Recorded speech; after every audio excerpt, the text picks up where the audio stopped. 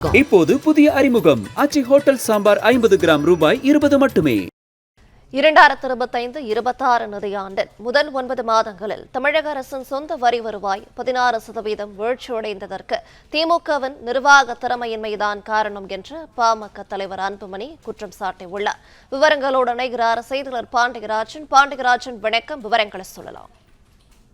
பாமக தலைவர் அன்புமணி ராமதாஸ் வெளியிட்டிருக்கக்கூடிய அறிக்கையில் 2025-26 நிதியாண்டின் முதல் 9 மாதங்களில் தமிழக அரசின் சொந்த வரி வருவாய் 9 மாதங்களுக்கான இலக்கை விட 16% வீழ்ச்சி அடைந்திருக்கிறதாக குறிப்பிட்டிருக்கிறார். அடுத்த 2 மாதங்களுக்கு இதே நிலை தொடரும் பட்சத்தில் திமுக அரசின் வருவாய் பற்றாக்குறை, நிதி பற்றாக்குறை, கடன் சுமை உள்ளிட்டவை அனைத்தும் பெருமளவில் அதிகரிக்கும் என்று தெரிவதாகவும் அன்புமணி ராமதாஸ் அவருடைய அறிக்கையில் குறிப்பிட்டிருக்கிறார். தமிழகத்தின் நிதிநிலையை திமுக அரசு சீரழித்திருப்பதே கண்டிக்கத்தக்கது எனவும் அன்புமணி ராமதாஸ் ஒரு குற்றச்சாட்டை முன்வைத்திருக்கிறார். தமிழ்நாடு அரசின் சொந்த வரி வருவாய் வீழ்ச்சி அடைந்ததற்கு பொருளாதார மந்த நிலை உள்ளிட்ட எந்த காரணத்தையும் கூற முடியாது எனவும், ஏனெனில் இதே காலத்தில் மத்திய அரசு அதன் வரி வருவாய் வசூல் இலக்குகளை எட்டியிருப்பதாகவும் அன்புமணி ராமதாஸ் குறிப்பிட்டிருக்கிறார்.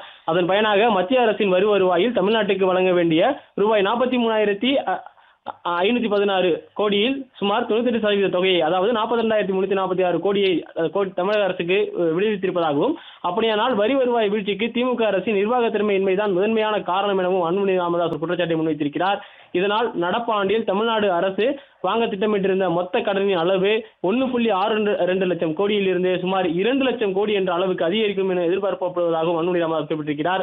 தமிழ்நாட்டில் வருவாய் பற்றாக்குறையை ஒழிப்போம் என்று கூறி ஆட்சிக்கு வந்த திமுக கடந்த 5 ஆண்டுகளில் தமிழ்நாட்டின் நிதி நிலைமையை சீரழித்ததையும், கடந்த 70 ஆண்டுகளில் தமிழ்நாடு வாங்கிய மொத்த கடனையும் விட அதிக கடனை வாங்கி குவித்து தமிழ்நாட்டை இந்தியாவின் மிக அதிக கடன்கார மாநிலமாக மாற்றியதையும் தவிர வேறு எதையும் திமுக அரசு செய்யவில்லை எனவும் அன்புமணி ராமதாஸ் குறிப்பிட்டிருக்கிறார். இப்போது புதிய அறிமுகம் ஆச்சி ஹோட்டல் சாம்பார் 50 கிராம் ரூபாய் 20 மட்டுமே.